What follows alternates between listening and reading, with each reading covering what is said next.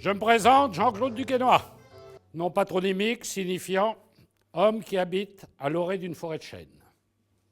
Vous comprendrez qu'avec un nom pareil, je sois un adepte de la sylvothérapie. Je parle aux arbres. Les arbres sont des êtres inspirants. Alors inspirez, avant d'expirer. Prenez le temps d'humer comme on prend le temps d'aimer. Sonnez le rassemblement des petits gars de la narine, des anciens de l'aéronasal, croyez-y dur comme flair, et demain, votre jardin secret se transformera en jardin botanique. À l'entrée de la forêt, il y a Jean-Luc, le hêtre rouge, le créateur du tronc populaire. En face, il y a Jean-Marie, Jean-Marie Le Pen, créateur du tronc national. Ah, lui, il aime que le pain blanc, hein. Il supporte pas les érables. Il dit des érables, t'en mets un, t'en mets deux, t'en mets trois, après t'es envahi. C'est à cause des érables qu'on n'a plus de boulot. Et puis au milieu de la forêt, il y a le grand chêne. Celui qui se fait appeler le grand chêne, le président. Il est repérable, il est entouré de glands. Un matin, je me suis retrouvé avec un gars que je connaissais. Il était neurasthénique, il voulait se pendre à un noyer. Je lui ai dit, c'est pas possible, se pendre à un noyer.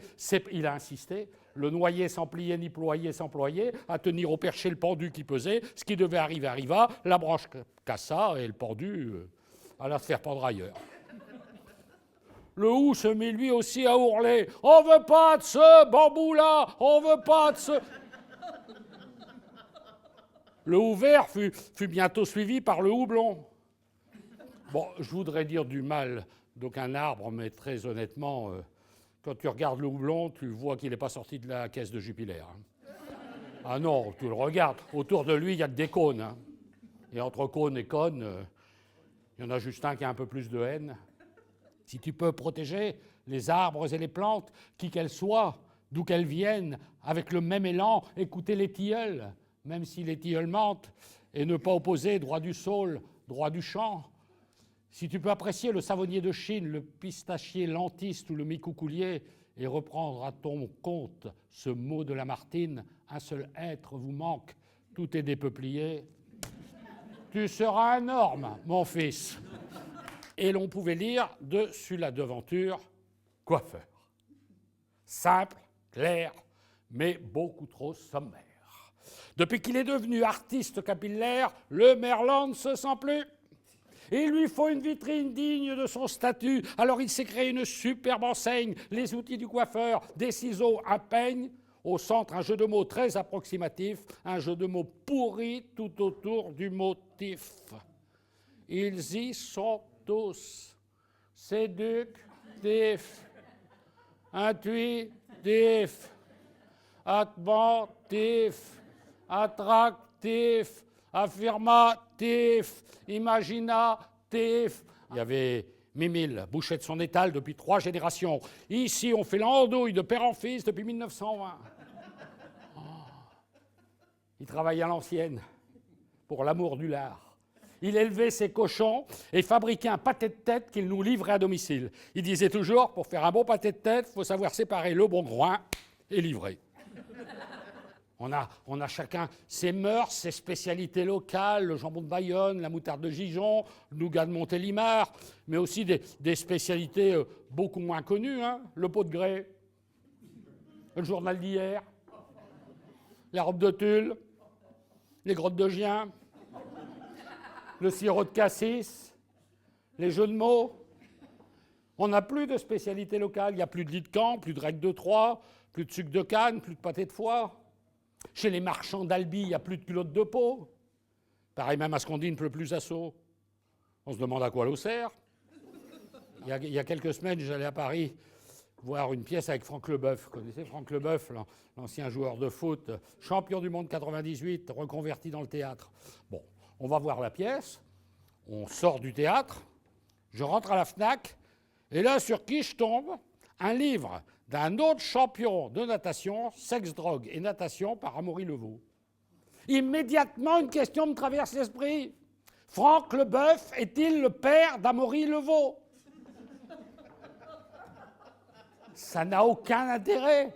Et pourtant, et je me pose d'autres questions. Francis Cabrel, est-ce que c'est la fille du grand Jacques? Prédator, c'est le fils de Michel. Tagliatelle, c'est la fille de Guillaume. Handicapé, c'est le frère ou le cousin de Hugues? On se pose des vraies questions. Quelques semaines plus tard, je vais à la Cinémathèque.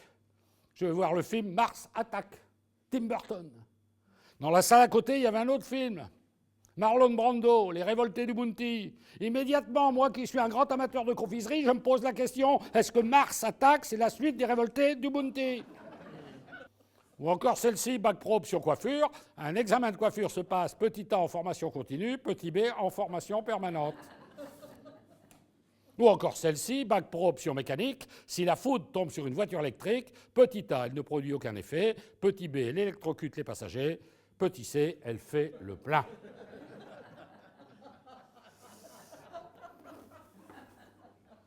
Est-ce qu'il y a quelqu'un qui a la réponse? On ne sait jamais. On m'a dit qu'il faut faire plus simple. Il y a maintenant des élèves, ils savent à peine lire et écrire. Alors j'ai essayé de faire des questions visuelles. Par exemple, une question mathématique pour un BEP de pâtisserie. Classer les pains au chocolat dans l'ordre décroissant.